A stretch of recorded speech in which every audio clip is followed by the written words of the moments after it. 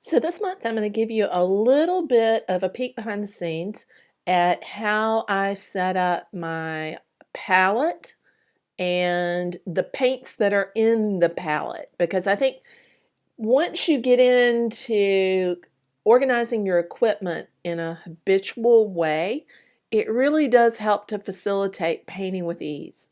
And by that I mean putting your paints in the same place each time, both on the palette itself and on whatever surface it is that you lay your paints out on. So I want to get started here first with my easel, because I had several people who were asking me about which easel I use here in the studio. I have a Blick heavy duty easel. It is a double masted one. I find that works the best for working with bigger paintings. It works well with both big and small. When I had a single masted easel, which I have in my studio in Columbia, when I worked just with that one, it meant that big paintings wobbled, and that really annoyed me. So I purposefully went shopping for one that was double masted, but not too heavy. So I was able to move and put together the Blick heavy duty easel by myself. So that was an important part of it for me. So it does double duty. It can handle big paintings and it can handle small paintings. And it's not so tall that it'll bump the ceiling. So it fits beautifully into the smaller studio space that I have here in Savannah. One crucial aspect of that easel is that it has rollers. So you can't see them from this shot, but there are rollers, wheels on the easel, so I can move it around really easily. When I had one that didn't have wheels, moving it was a giant pain. So I strongly recommend the double mast and wheels. The Blick model is, I'm sure, made by somebody like Richardson or Best, although it has Blick's name on it, is a perfectly fine version of a wooden easel and a good bit less expensive than the pricier Richardson Santa Fe. The big difference between this one and the Richardson Santa Fe is that there's no hand crank on this. When you raise and lower the easel, it's manual. So you're going to have to lift the rack up and then push it down if you want to go down again. So it's real manual, but I don't mind that.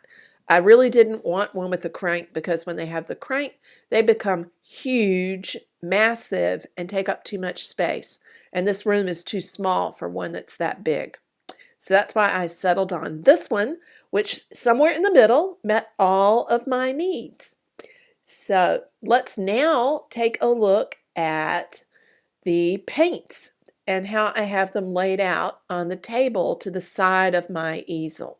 I use a small table, just a cheap table from Target, or maybe it was Walmart. Can't really remember which place I got it. They're just little TV stands, the little folding side tables that cost like $10 at Walmart. And I use those in the studio to hold a variety of different things. But right now I have my paints on those.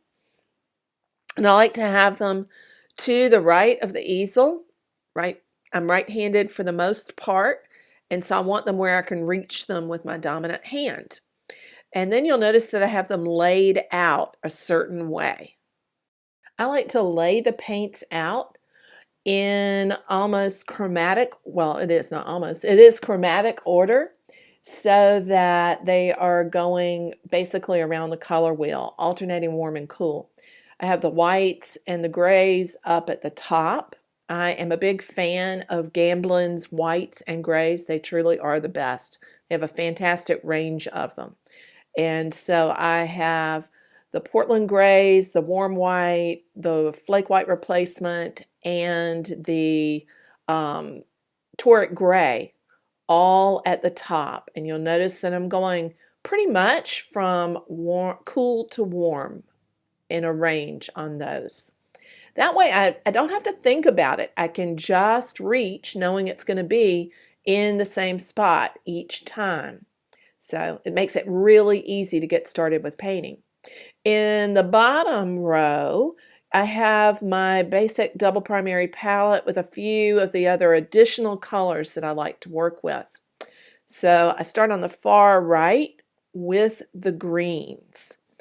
And you'll see here the Italian Terra Verde and the Cinnabar Green Light. Cinnabar being warm, Terra Verde being cooler in relationship to that. Then next to those are the blues, phthalo and ultramarine. Phthalo being cooler and closer to Terra Verde, ultramarine being warmer and closer to violet.